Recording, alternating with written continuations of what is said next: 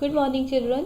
Children, today we'll start a new chapter, chapter 10, Hututu, Hututu. So, children, you remember something? Hututu, Hututu? Right. Children, in the play of Kabaddi, the player called Hututu, Hututu, Hututu during a Kabaddi game without taking a breath.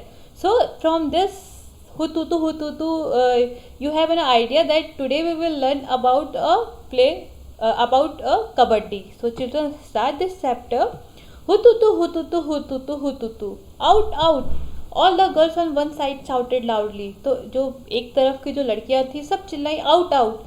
Hututu, hututu. Hold from here. Hold from the leg. hold the leg. hold the leg. hold her leg. मतलब उसके पैर पकड़ो, उसके पैर पकड़ो. Vasudha, you come here, you hold her from here. Vasudha, तुम यहाँ और उसको यहाँ से पकड़ो. Make sure that Shyamala's hand does not touch the line. Hold her head. और हाँ, ये श्योर करना कि जो श्यामला का हाथ है वो उस लाइन को टच नहीं करना चाहिए, उसके हाथ को पकड़ो. हुतुतु हुतुतु. Oh, she has touched it. Oh, उसने छू लिया. Out, out, out. All out. हो, your team is all out. मतलब सब लोग आउट हो गए और तुम्हारी टीम पूरी ऑल आउट हो गई. So children, what are these girls doing? ये सारी लड़कियां क्या कर रही हैं?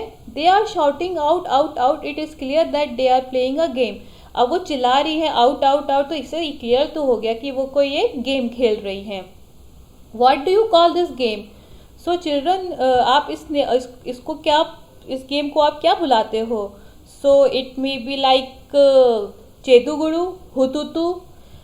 Actually, children, in many parts of country, the name of this game are different. So, like Hututu, Chu, Kit Kit, Ha, Dudu, or Kabaddi, or something else. Okay.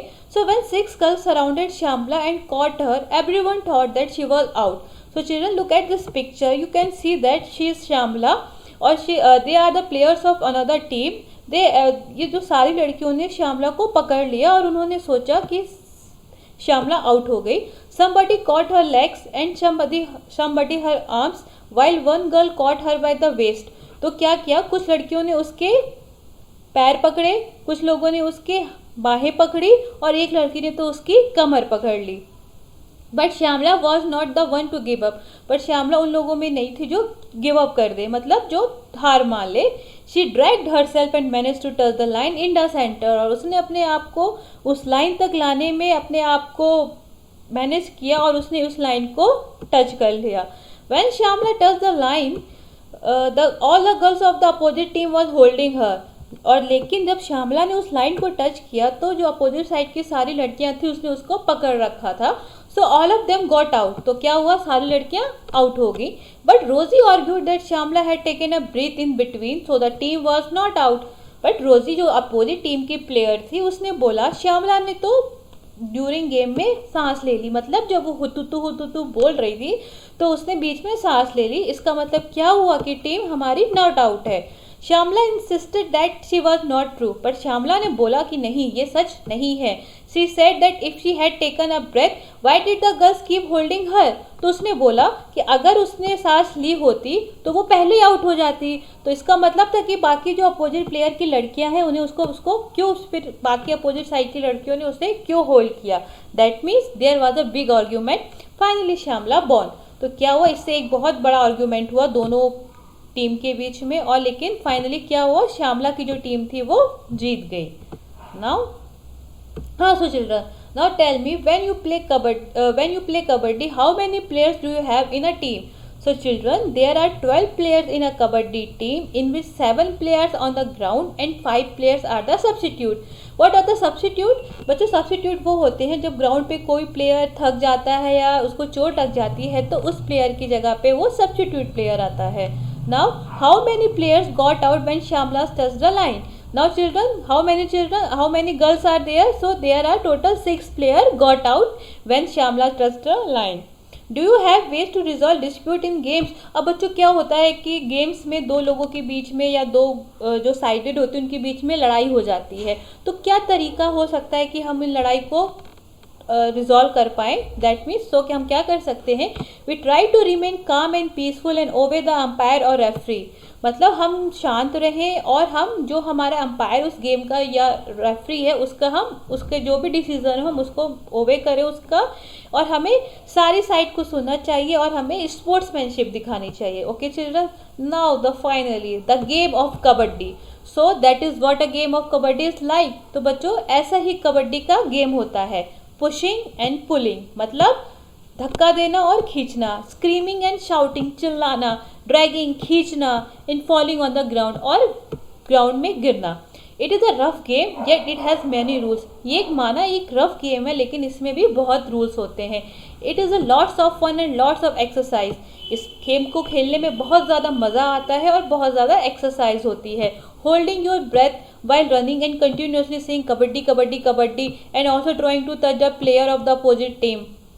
So many two things in the kabaddi. इस game में हमें क्या करना रहता है, हम जब हम रनिंग करते हैं तो हमें अपनी सांस को होल्ड रखना पड़ता है, मतलब हमें अपनी सांस को रोकना पड़ता है और कंटिन्यूसली हमें कहना पड़ता है कबड्डी कबड्डी और हमें उस साथ साथ ही अपोजिट टीम के प्लेयर को टच करने की भी कोशिश करनी पड़ती है। So many things to do in kabaddi. इसका मतलब क्या है कि हमको बहुत सारी चीज़ें कबड्डी गेम में खेलनी पड़ती हैं। You can do this as long as you can hold your breath. पर बच्चों इस सबका जो सबसे इम्पॉर्टेंट रूल है इसका कि आप अपनी ब्रेथ को कब तक होल्ड रख सकते हो। जितना ज़्यादा आप अपनी ब्रेथ को होल्ड करोगे उतना ज़्यादा आप इस गेम को खेल पाओगे। Now you need to use both your body and mind in this game. Yeah this is true. हमें इस गेम को खेलने में अपनी बॉडी मतलब अपने शरीर और अपने दिमाग दोनों का यूज़ करना पड़ता है। You have to use your strength to pull और स्टॉप द प्लेयर। जैसे कि क्या बॉडी का यूज़ क्या हो, मतलब आपको ताकत चाहिए पड़ती है दूसरे मतलब किसी अपोजिट प्लेयर को पुल करने में या उसे रोकने में। At the same time you have to think about how to enter the other side. और उसी साथ साथ आपको अपने दिमाग का यूज़ करना पड़ता है कि हम कैसे दूसरे साइड पे एंटर करें। So both body and mind play in this game. Now you have to decide whom to touch quickly and come back. आपको ये डिसाइड करना पड़ता है कि आपको किसको टच जल्दी करना है और जल्दी वापस आना है। If you get caught then how to do you reach the line in the centre. अब आप और ये भी सोचना पड़ता है कि अगर आप पकड़ गए तो फिर उसका गेम्स के अकॉर्डिंग क्या रूल के अकॉर्डिंग क्या करना पड़ता है, आपको लाइन सेंटर पे आना पड़ता है। तो आपको ये भी सोचना पड़ता है कि मैं कैसे वापस आ जाऊँ तुरंत। Now children you have to do it by yourself. That means try to hold your breath and keep saying kabaddi kabaddi. How many times you could say it? तो बच्चों ये आप खुद से कर सकते हो। आप अपनी सांस रोकना और बोला कबड्डी कबड्डी कबड्डी और गिनना कि आप कितनी बार बोल सकते हो। It may be like 25-30 times. It depends on you. Now how many times you can say it while you are playing kabaddi is any difference. बच्चों आप कभी भी देखना जब आप गेम नहीं खेल रहे हो तो आप कबड्डी कबड्डी 30 या 40 टाइम्स बोल सकते हो। लेकिन जब आप कबड्डी खेल रहे हो तो आप वही कबड्डी कबड्डी या आप जो अपनी ब्रेथ है आप बहुत कम टाइम तक रोक सकते हो। तो is there any difference? Yes, there are difference in both cases. Now next time when you play kabaddi, focus your attention on your legs, arms and eyes. You will notice that good coordination is required between eyes, leg and arm. Yes children, actually this is a very important rule for a kabaddi. Actually it is not a rule but it is a like you have to focus on attention. आपको बच्चों इस खेलते समय अपनी आँखें, अपनी हाथ और अपने पैर इन तीनों के कोऑर्डिनेशन पे अपना फोकस रखना पड़ता है क्योंकि इस गेम में इन तीनों का ही कोऑर्डिनेशन बहुत इंपॉर्टेंट होता है। So children there are some question. Now we do this question answer. Make a picture in your notebook to show how Shyamala manage to get the entire opposite team out in one go. So children आप ये वाला if you can draw this तो then you can draw this particular this. So in this picture you can see that Shyamla managed to get the entire opposite team out in one go. What does it mean to be out in games? When does one gets out in kabaddi? बच्चों ये मतलब है कि किसी भी game में out होने से हमारा क्या मतलब होता है और पर्टिकुलर कबड्डी में हम कब आउट होते हैं. तो children, to be out in a game means that out player will not be allowed to continue to play in the game for the time being. अब तो जैसे आप लोग बहुत डिफरेंट गेम खेलते हो, लाइक आपका जैसे क्या हुआ, क्रिकेट हुआ आप लोग, तो उसमें क्या कहते हैं, जब आप आउट हो जाते हो तो उसके बाद क्या होता है कि आप क्रिकेट नहीं खेल सकते हो पर्टिकुलर उस गेम के लिए। ऐसे ही हर गेम के लिए यही रूल होता है कि जो आउट प्लेयर होता है वो अपना गेम कंटिन्यू नहीं कर सकता है। और पर्टिकुलर कबड्डी में हम 3 कंडीशन पे आउट हो सकते हैं। पहली कंडीशन है if he is stop by opposite player while on his move. क्या होता है कि अब अगर कोई बंदा जो कोई मतलब कोई प्लेयर अपोजिट प्लेयर, जब वो अपोजिट प्लेयर में जाता, अपोजिट प्लेयर उसको टच कर ले तो वो आउट हो जाता है। If he touches opposition player and opposition team stopped him. अब दूसरा क्या हुआ, अब वो दूसरे की टीम में गया और दूसरी टीम के प्लेयर ने उसे पकड़ लिया तो क्या हुआ, वो तब भी आउट हो जाता है। और सबसे जो इम्पोर्टेंट होता है, इफ़ ही लूजेज ब्रेथ, अगर वो उसने अपनी ब्रेथ को वो होल्ड नहीं कर पाया, अगर उसने बीच में सांस ले ली तो वो तब भी बच्चों को कबड्डी गेम में आउट माना जाता है। Now in some game it is very important to touch the player. For example in the game of kho kho you get out when someone touches you. You also get your turn by someone's touch. Name some game in which it is very important to touch the player. अच्छा बच्चों, आप लोगों ने kho kho game खेला होगा तो उसमें क्या होता है, जब हम किसी को टच करके खो बोलते हैं तब वो क्या होता है कि हमें हमारा टर्न आता है और हम जब किसी को टच करके ही पकड़ के उसे हम आउट करते हैं। तो बच्चों आपको यहाँ पे कुछ ऐसे गेम्स के नाम बताने हैं जिन्हें टच करने, जिनमें प्लेयर्स को टच करना इंपॉर्टेंट होता है। तो बच्चों जैसे तो पहला ही कबड्डी हो गया, खो खो हो गया, छुपा छुपाई जो खेलते हैं उसमें भी हम टच करते हैं, आर्म रेसलिंग होता है जब हम, और हाइड एंड सीक, ये जो गेम्स है इसमें हमारा टच करना इंपॉर्टेंट होता है प्लेयर्स को।